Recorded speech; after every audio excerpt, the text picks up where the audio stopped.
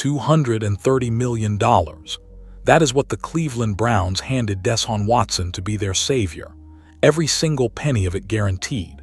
The largest fully guaranteed contract in the history of professional football. And on day 6 of training camp, the fans who are supposed to rally behind that investment stood up from their seats at a practice that means absolutely nothing in the standings and booed him off the field. Not after a pick 6 in January. Not after a collapse in primetime. During 7-on-7 drills in the July heat. Meanwhile, standing on that exact same field, a rookie quarterback out of Colorado went 21 of 25 and orchestrated a 2-minute scoring drive so clean that Browns legends on the sideline were nodding their heads like they had just witnessed something special. Deshaun Watson finished 5 of 11. 5 out of 11. And what happened between those two stat lines is a story the Browns front office is desperate to control, but is rapidly losing their grip on. If you think Cleveland already knows who their quarterback is, and they are just too scared to say it, drop a football emoji in the comments right now. Because what I am about to show you is going to confirm everything you already suspect. Before moving further, we're pushing for 1,000 subscribers here at Gridiron Ground. If you're enjoying our Browns and Shedeur Sanders coverage, hit that subscribe button and be part of the journey. Let's build this community together. Day 6 of Browns training camp opened with a detail that most national outlets buried beneath flashier headlines. But if you have been paying attention, if you have been watching this situation unfold the way we break it down here on Gridiron Ground, you already know this single detail carries more weight than every highlight clip combined. Shedeur Sanders took his first snap of the day with the number 1 offense. Deshaun Watson lined up with the 2s. Now pause on that for a moment and let it actually register. This is not day 1 where the coaching staff is experimenting with combinations just to see how bodies look next to each other. This is not day 2 where rotations are fluid and nobody should read too deeply into alignment. This is day 6. 6 full practices into a quarterback competition where every repetition is being charted, filmed, analyzed, and debated in rooms that none of us have access to. And on day 6, the coaching staff looked at everything they had gathered to that point and decided that the first quarterback to touch the football with the starting offensive line, the starting wide receivers, and the starting tight ends was going to be the 22-year-old rookie, not the guy with the record-breaking contract. That decision did not happen in a vacuum. Todd Monken, the offensive coordinator who is designing every single play this team will run this season, said something earlier in camp that a lot of people heard but not enough people truly absorbed. He told reporters that reps with the ones are a signal worth paying attention to. Those were his exact words, not paraphrased, not interpreted through some analyst filter. The man calling the plays looked directly at the media covering this team and essentially said, when you see a quarterback getting first team work, that means something real is happening behind the scenes. So when Shedeur Sanders walks into that huddle on day 6 and the starting left tackle is blocking for him and the number 1 receivers are running routes for him and the entire first team operation is built around his cadence and his commands, that is not rotation. That is declaration. The coaching staff is telling you through their actions what they are not yet comfortable saying through their words. Think about what that does inside a locker room. Football players are not stupid. They observe everything. The offensive linemen see who they are protecting on the first series. Before going further, if you're enjoying this video, don't forget to smash that subscribe button. It really helps us keep bringing you the content you love. Share this video with your friends so they don't miss out on all the drama and excitement. The receivers notice whose arm is delivering the football when the intensity is highest. The running backs register who is calling the audibles and managing the operation during the most competitive periods of practice. And whether a single word gets spoken in the meeting rooms or not, a hierarchy forms based on those observations. It is human nature. When the best players on the roster are consistently lining up with one quarterback over another, allegiances start to shift. Confidence starts to flow in a specific direction, and the quarterback who is not getting those reps feels it. He feels the ground beneath him start to soften even if nobody says a word to his face.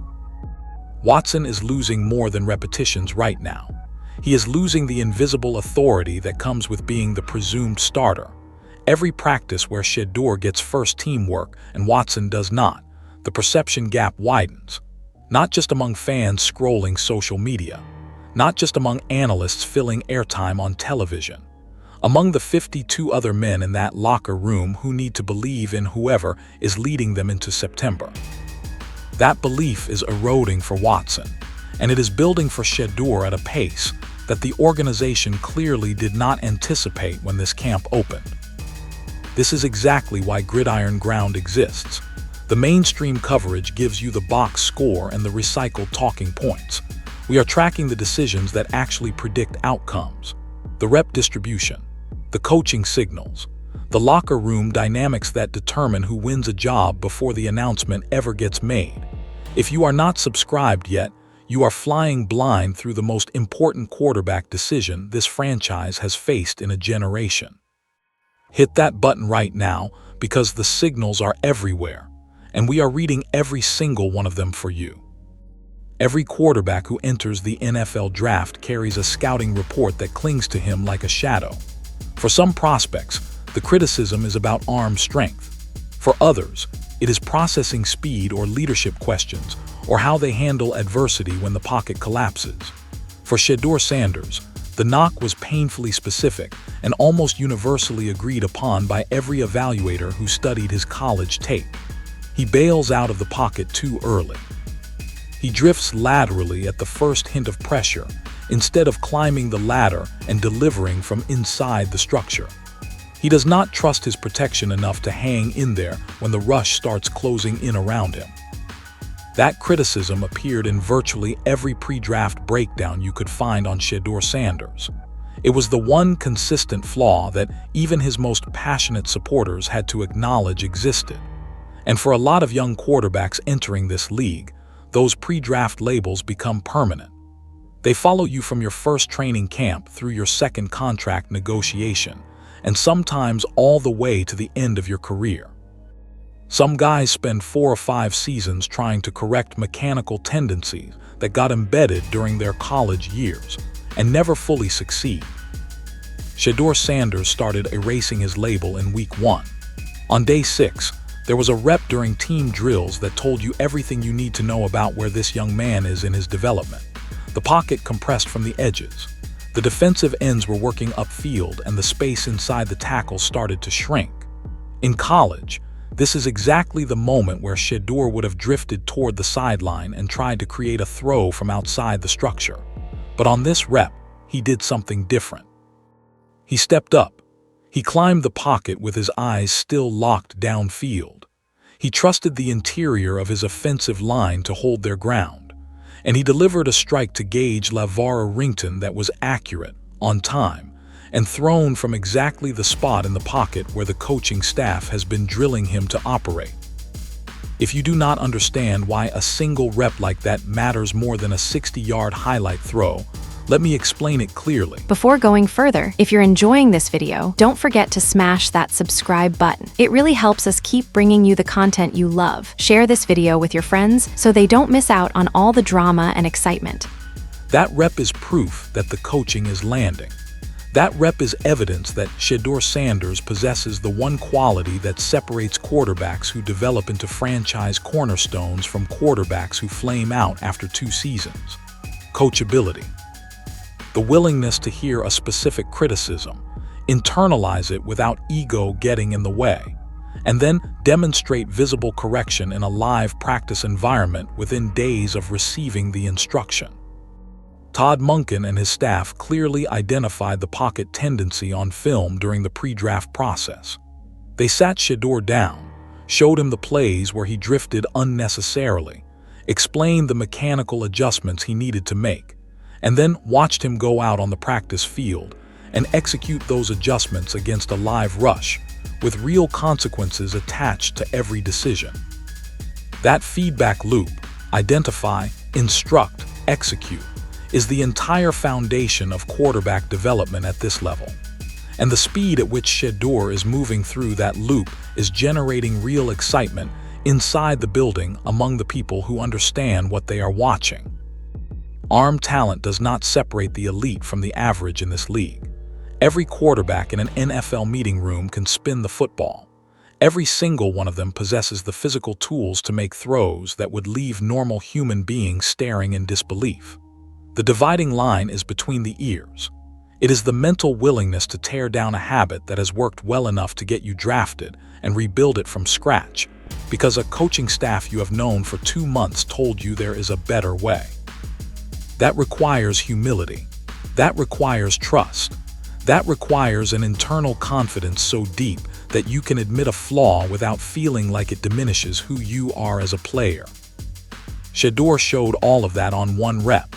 And the terrifying thing for every other quarterback in that room is that this is only the beginning.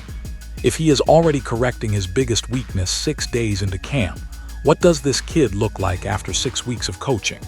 After 6 months? After a full season of professional development under one of the sharpest offensive minds in football? The ceiling just moved, and it moved in a direction that should make Cleveland genuinely excited. There is a conversation happening right now among analysts and fans that fundamentally misses the point of quarterback evaluation. People want to grab one throw from one period of one practice and use it as definitive proof that a guy is either the answer or a bust. That is not how development works. That is not how any meaningful evaluation works. What actually separates future starters from future backups is not whether a quarterback has a bad stretch. Every quarterback has bad stretches. The real measurement is what happens after the bad stretch ends and the next series of plays begins. Shedeur Sanders has established a pattern through 6 days of Browns training camp that is becoming impossible for anyone paying honest attention to ignore. The first period of 11-on-11 work on day 6 was rough across the board. The defense came out with an intensity level that overwhelmed the offensive line and made every quarterback on the roster uncomfortable. Shedeur had dropbacks that would have been... Before going further, if you're enjoying this video, don't forget to smash that subscribe button. It really helps us keep bringing you the content you love. Share this video with your friends so they don't miss out on all the drama and excitement. Sacks in a live game. Watson experienced the same thing. Gabriel dealt with the same pressure. The defensive front won the opening exchanges and made life genuinely difficult for every signal caller who stepped behind center. Now here is where the separation becomes visible. Here is where you start to understand why one quarterback in this competition carries a different internal wiring than the others. Because after that rough opening period, Shedeur Sanders did exactly what he has done repeatedly throughout this camp. He reset. He recalibrated. He flushed the bad reps and came back in his next opportunity with a composure that looked nothing like the player who had just taken those early hits. We saw this identical pattern on day 2. Uneven early work followed by a stretch of sharp, decisive, confident quarterbacking that completely erased the memory of the slow start. And here on day 6, the same sequence played out again with the same result. Difficult beginning, calm middle, dominant finish. When you see that arc repeat itself across multiple practices, separated by days of rest and film study and coaching corrections, that stops being coincidental. That becomes a character trait. That becomes part of who the quarterback fundamentally is at his core. Think about what that pattern means in a regular season context. Week 3. The Browns are on the road against a hostile crowd. The first drive goes nowhere, 3 and out. The defense feeds off the energy. The opposing coaching staff starts feeling confident about their game plan. In that moment, the quarterback has to make a choice. He can press. He can start forcing throws into coverage because the frustration from that first drive is still rattling around inside his head.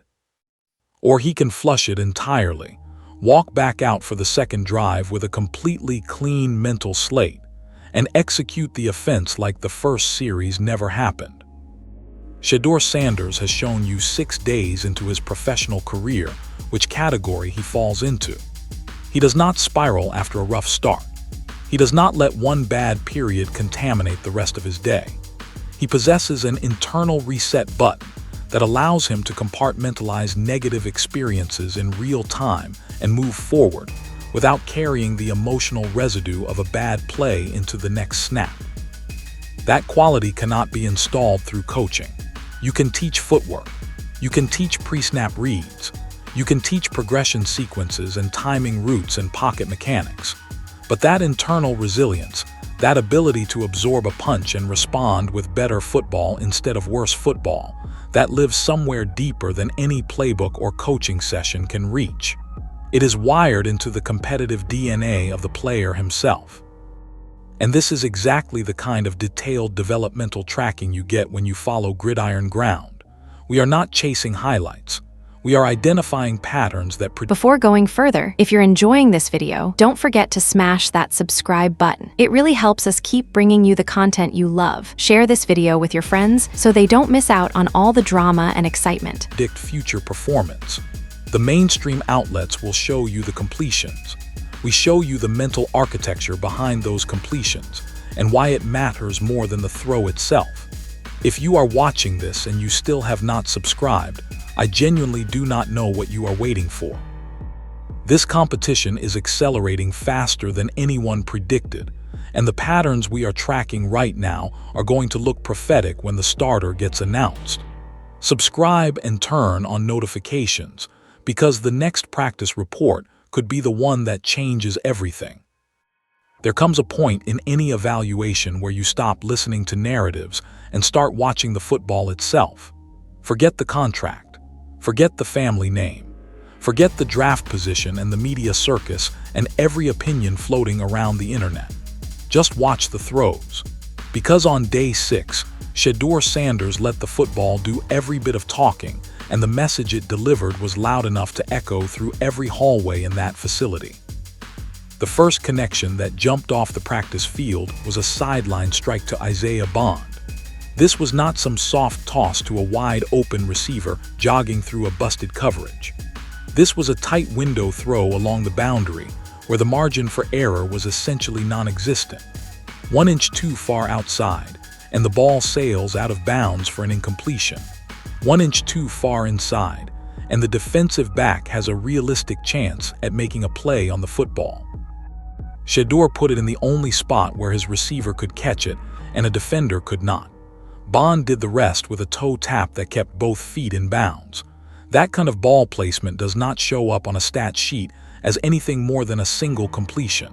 But the coaches watching from the tower saw what that throw actually represented. Command, precision, the ability to manipulate the football with surgical accuracy under conditions that demand perfection. Then came the wheel route connection with Luke Floria. If you have not been paying attention to this particular pairing, you need to start immediately because something real is developing between Shedeur and Floria that goes beyond the typical early camp interactions where players are still figuring out each other's timing. The throw on the wheel route showcased genuine touch, not just arm strength, not just velocity, but the ability to take speed off the football, put air underneath it, and drop it into the receiver's hands at exactly the right point in the route. That is feel. That is instinct. That is an internal clock matching up with the rhythm of a route in a way that either happens naturally or does not happen at all. The play that truly made people inside that building sit up straight came when Shedeur showed off his cadence work at the line of scrimmage before connecting with Denzel Boston on a dig route over the middle. The pre-snap operation on that play deserves its own analysis because cadence manipulation is an area where rookies almost universally struggle during their transition to the professional game. Reading the defensive alignment, using your voice and your snap count to force defenders to reveal their true intentions, and then attacking the vulnerability you just created in real time requires a processing speed that some veterans never fully develop. Shedeur is doing it in his first training camp, with a confidence that suggests this part of his game was specifically emphasized during his pre-draft preparation. But beyond the individual throws, there is a bigger phenomenon unfolding on that practice field that the numbers alone cannot capture. The receivers are beginning to trust him. You can see it in their body language. You can see it in how they attack their routes when Shedeur is under center compared to when another quarterback is running the offense. The effort level shifts. The conviction in their breaks changes. The willingness to extend for a contested catch increases, because they believe the ball is going to arrive accurately enough to justify putting their body in a vulnerable position. Receiver trust is the most valuable currency a quarterback can accumulate, and it is the hardest to earn. It cannot be demanded in a meeting room or manufactured through a motivational speech. It gets built one accurate throw at a time, one perfect ball placement at a time, one delivered promise at a time where the quarterback told the receiver with his eyes that the ball was coming and then put it exactly where he said it would be. 6 days into training camp, and that trust is already visibly flowing in Shedeur's direction. The receivers want the ball when he is calling the plays. They run harder for him. They compete for him. And once that kind of connection takes root between a quarterback and his pass catchers, pulling the ball out of his hands disrupts something organic that the entire offense has been building toward. Every day that trust deepens, the case for starting anyone else gets weaker. Every quarterback in football can look competent when the clock is irrelevant and the reps carry no consequences. Run a 7-on-7 period with no pass rush and infinite time, and every arm in an NFL building is going to make impressive throws. The real evaluation begins when the clock starts ticking, the margin for error disappears, and every decision the quarterback makes either moves the chains or kills the drive. That is what the 2-minute drill is designed to reveal. And on day 6, Shedeur Sanders walked into that pressure cooker and operated like a player who has been managing these situations for a decade. He took command of the offense with the clock winding down and a clear objective in front of him. Move the football down the field. Manage the clock. Know when to push it downfield for a chunk play. Know when to throw it away to stop the clock. Know when to use your legs to pick up yards and get out of bounds to preserve time. Every one of those decisions requires a processing speed and situational awareness that exists at a level most rookie quarterbacks simply have not developed yet. The game is still too fast for them. The decisions come too quickly. The weight of the moment clouds their judgment and leads to mistakes that veterans have learned to avoid through years of experience. Shedeur handled every element of that drive with a command that defied his experience level. He worked the offense methodically down the field, mixing intermediate completions with smart decisions about when to let the clock run and when to preserve it. He did not panic. He did not force a throw into coverage because he felt the urgency of the situation pressing down on him. He operated within the structure of the offense, made the reads the play design asked him to make, and delivered the football with the accuracy and timing that his receivers needed to keep the chains moving. By the time the drive reached its conclusion, Shedeur had moved the team into field goal range around the 16-yard line with a timeout still in his pocket. Think about that detail for a moment. A rookie quarterback navigated an entire 2-minute possession efficiently enough to arrive in scoring position and still had a timeout remaining. That is not something that happens by accident. That is preparation meeting execution at the highest level.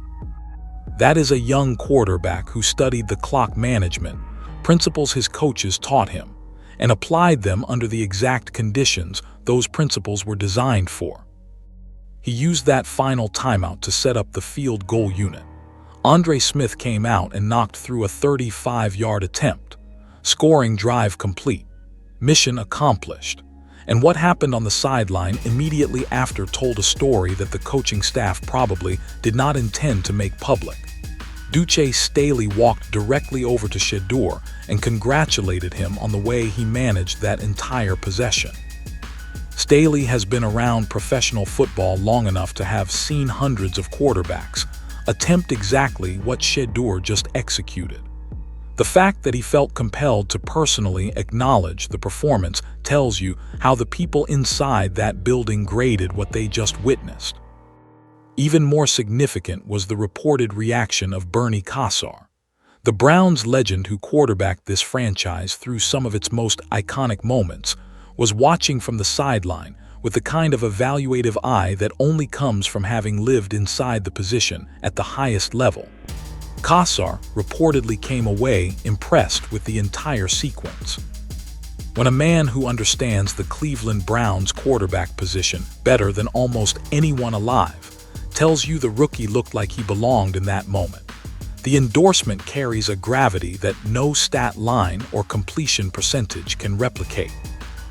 Watson was given the same 2-minute opportunity with the second-team offense. Same drill, same rules, same objective. And while the full details of his drive did not generate the same level of energy or excitement, the coaching staff structured the evaluation fairly. Both quarterbacks got their shot at the identical situation. The difference was the result. One quarterback led a scoring drive under pressure. The other did not produce the same outcome. And when the tape from Day 6 gets reviewed in the coach's offices, that distinction is going to be circled in red. There are days in a quarterback competition where the statistics tell a complicated story. Days where context matters more than raw numbers, where defensive looks or personnel groupings or practice structure muddy the waters enough that drawing definitive conclusions feels premature. Day 6 of Browns training camp was not one of those days. The numbers from this practice were so dramatically lopsided that attempting to frame this competition as anything resembling a close race requires a willingness to ignore evidence that is staring directly at you. Shedeur Sanders finished the day 21 of 25, 21 completions on 25 attempts, 4 incomplete passes across an entire practice worth of reps spanning team drills, 7-on-7 work, and the 2-minute period. If a 10-year veteran quarterback posted those numbers during a training camp session, you would describe him as sharp. You would say he had a clean day. When a rookie quarterback does it during his first NFL training camp while simultaneously correcting pre-draft weaknesses and building chemistry with receivers he has known for a matter of weeks, sharp does not come close to capturing what happened. That is a statement. That is a performance designed to remove doubt from the minds of every decision maker in the building. Deshaun Watson finished 5 of 11. Fewer than half of his passes found their intended target. And this is not an isolated stumble surrounded by otherwise strong performances that provide balance and context. Multiple beat reporters covering the Browns have noted that Watson's 7-on-7 work has been consistently below standard throughout this stretch of camp. Day 6 was not an anomaly. It was a continuation of a pattern that has been quietly building since the opening days of this competition. The decline is not sudden. It is gradual, persistent, and increasingly difficult for anyone with honest eyes to explain away. Dillon Gabriel finished 4 of 7 with an interception. The turnover is not ideal, but Gabriel has demonstrated enough resilience and competitive fight throughout camp that a single pick in limited reps is not going to define his overall evaluation. He remains firmly in the conversation as the third option, showing flashes that keep his name relevant even as the primary competition narrows to 2. Now let me put the headline comparison back in front of you one more time, because the gap deserves to sit in your mind. 21 of 25 versus 5 of 11. If those numbers belong to 2 candidates interviewing for any job in any industry on the planet, the hiring decision would already be finalized. There would be no second interview. There would be no deliberation period. There would be no committee meeting to weigh the pros and cons. The performance differential is too large to require additional evaluation. People will attempt to contextualize Watson's struggles by pointing to the defensive pressure, or the second-team offensive line, or the quality of receivers running routes for him compared to the weapons Shedeur had at his disposal. And those are fair variables to consider in a vacuum. But Shedeur Sanders dealt with the same defensive front. He took hits during the early periods that would have been sacks in live action. He faced pressure. He dealt with disruption. The difference is what each quarterback did after the pressure arrived. Shedeur absorbed it and got better as the practice continued. Watson absorbed it and never recovered. Numbers do not carry agendas. Numbers do not factor in guaranteed money or draft position or organizational politics. Numbers report what happened on the field with cold, mechanical neutrality. And what happened on the field during Day 6 was a rookie quarterback outperforming a $230 million veteran by a margin wide enough to drive a franchise through. This is the kind of breakdown you will only find on Gridiron ground. Not just the numbers, but what the numbers actually mean inside the context of a competition that is going to determine the direction of this franchise for the next decade. If you are serious about understanding where this quarterback situation is headed, subscribe right now. We are deeper into this story than anyone else on this platform, and we are not slowing down. The numbers told their story on Day 6. The question is whether the Browns' front office is brave enough to listen. There is a moment in every failing sports relationship where the public patience expires completely. It does not erode slowly the way people like to pretend when they look back on it years later. It collapses all at once. One afternoon, one series of plays, one moment where the collective frustration of an entire fan base reaches critical mass, and what comes out the other side is something no amount of money or talent can repair. On Day 6, Deshaun Watson experienced that moment. Multiple reporters covering Browns training camp confirmed that fans in attendance started booing Watson during his reps, not during a game that mattered, not after a back-breaking turnover in a critical fourth quarter, during practice, during reps that will never appear on a highlight show or count toward any record in any book anywhere.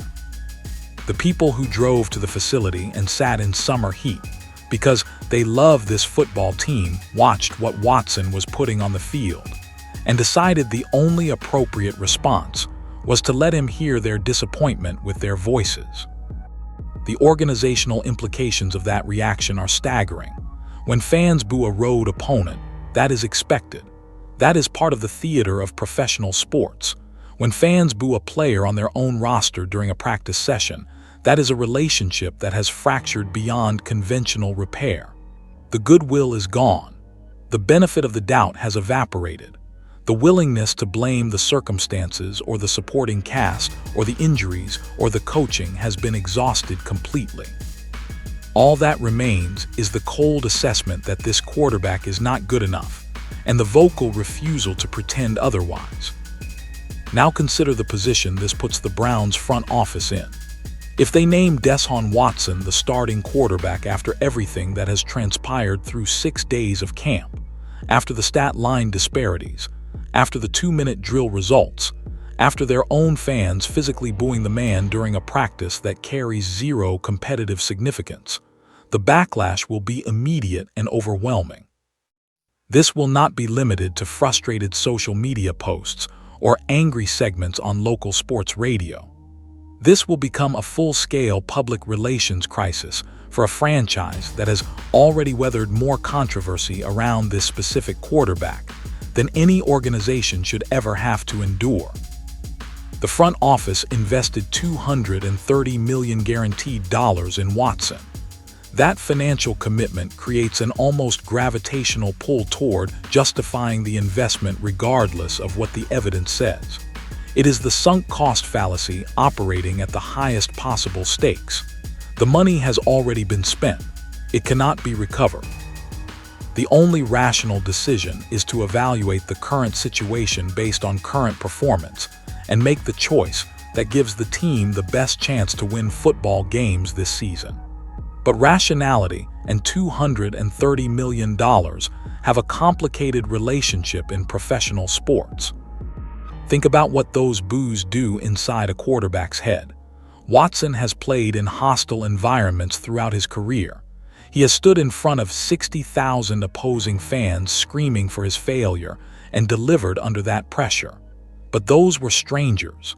Those were people wearing different colors who were supposed to be against him. When the hostility comes from your own people, from the fans who wear your jersey and name their fantasy teams after your stats and drive hours to watch you throw passes in July, that cuts in a place that no road crowd can reach. It tells you that the people who chose you have stopped choosing you, and that message, once delivered, cannot be unheard. This is the ecosystem we track on Gridiron ground. Not just the throws and the completions and the stat lines, but the full spectrum of forces acting on this competition. Fan sentiment is not background noise.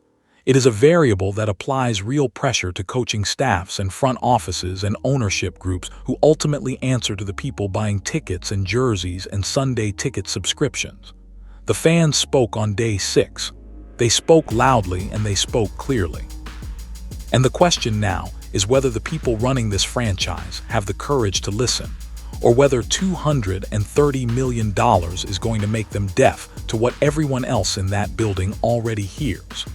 Subscribe to Gridiron Ground right now, because the pressure is about to reach a level that forces a decision sooner than anyone in Cleveland expected. In the middle of the loudest quarterback controversy in professional football right now, with reporters asking loaded questions designed to generate headlines and fans choosing sides with the intensity of a political election, and analysts debating every single throw on national television, Shedeur Sanders sat down with NFL Live and delivered an answer that should be required studying material for every young athlete entering professional sports. They wanted the headline. They wanted him to say something inflammatory about Watson. They wanted him to declare himself the starter or take a shot at the veteran, or give them any fragment of controversy they could package into a segment and promote across every platform.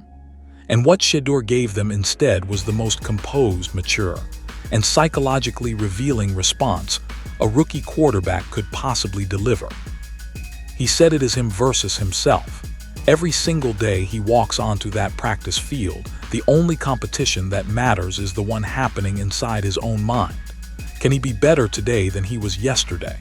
Can he eliminate one more mistake? Can he sharpen one more detail in his pre-snap process? Can he earn one more rep of trust from a coach or a teammate?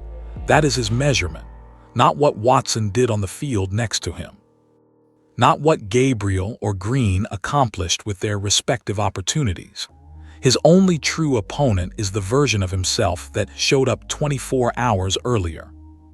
Then he extended the thought in a way that revealed emotional intelligence most people twice his age have never developed.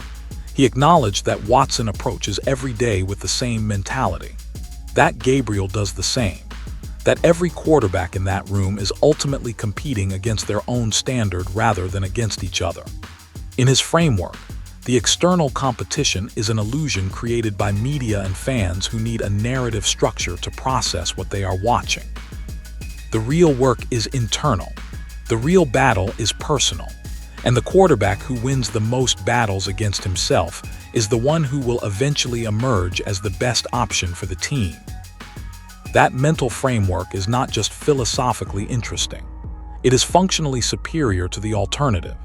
When a quarterback wastes cognitive energy monitoring what his competitor is doing, checking stat sheets between periods, measuring his performance against someone else's results instead of against his own potential, he is occupying mental bandwidth that should be dedicated to processing defenses and making decisions. The mind has a finite amount of attention available in any given moment. Every ounce of that attention directed toward external competition is an ounce stolen from the internal work that actually makes you better. The greatest quarterbacks in the history of this sport all operated with some version of this mentality. They were consumed by their own preparation, their own film study, their own mechanical refinement. They did not need to diminish the quarterback behind them on the depth chart to feel secure in their own ability. Their confidence came from the work itself, from knowing with absolute certainty that they had prepared more thoroughly than anyone else in the building, and that the results would reflect that preparation when the moments arrived that demanded excellence. Shedeur Sanders is 22 years old and already operates at that level of internal discipline.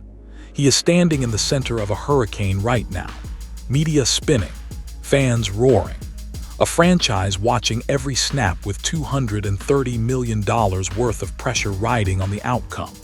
And in the middle of all that chaos, this young man is calm, not because he is oblivious to the stakes, not because he does not understand what this competition means for his career, and for this organization. But because he has trained his mind to engage only with the variables he can control and release everything else. That is not just quarterback maturity. That is leadership maturity. That is the kind of psychological foundation you build a franchise around, because it does not crack when the lights get brighter, or the criticism gets louder, or the stakes get higher. It actually strengthens under increased pressure, because the man operating within that framework has already conquered the only opponent capable of defeating him, himself, on a day when he does not bring his absolute best.